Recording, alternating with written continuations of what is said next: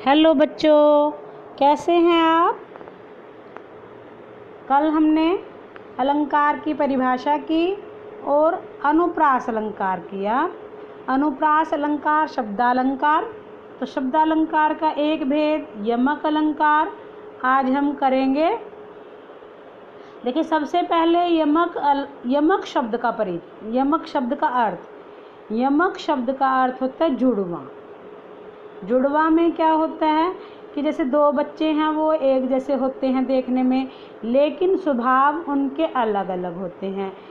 इसी प्रकार यमक शब्द में, यमक अलंकार में, जब एक ही शब्द दो या दो से अधिक बार आए और उसका अर्थ हर बार भिन्न हो, तो वहाँ पर यमक अलंकार होता है। अनुप्रास अलंकार में हमने वर्ण किया है, यहाँ पर शब्द है। ध्यान रखिएगा, आपको एक शब्द दो बार से अधिक आए या दो बार आए, लेकिन हर बार उसका अर्थ अलग हो, तो वहाँ पर यमक अलंकार होता है। जैसे कि आप देखिए, ये काली घटा का घमंड घटा, तब यहाँ पर घटा शब्द है। जो नीले रंग के दो शब्द आए हैं घटा शब्द, तो वो दो बार है, तो दोनों ही बार अर्थ उसका अलग है। जैसे अब काली घटा, घटा का मतलब बादल की घटा यहाँ पर, और घमंड घटा यानी कि कम होना, तो काली घटा का घमंड घटा, यहाँ पर शब्द दो बार है और दोनों ही बार अर्थ उसका अलग है। तो इसी प्रकार यहाँ पर यमक अलंकार है।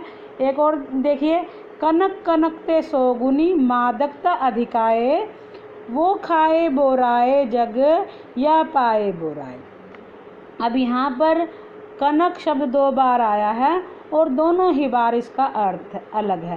जैसे एक कनक का अर्थ है सोना और दूसरे कनक का अर्थ है धतूरा। धतूरा एक नशीला पदार्थ होता है।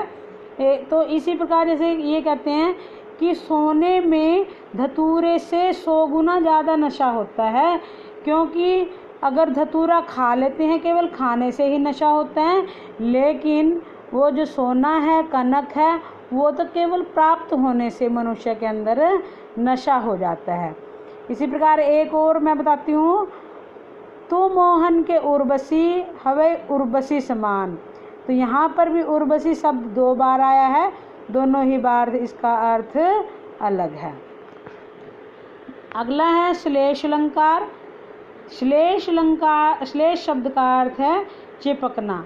जहाँ पर एक ही शब्द बार बार प्रयुक्त होने, एक ही बार प्रयुक्त होने पर दो अर्थ दे, वहाँ पर श्लेष अलंकार होता है।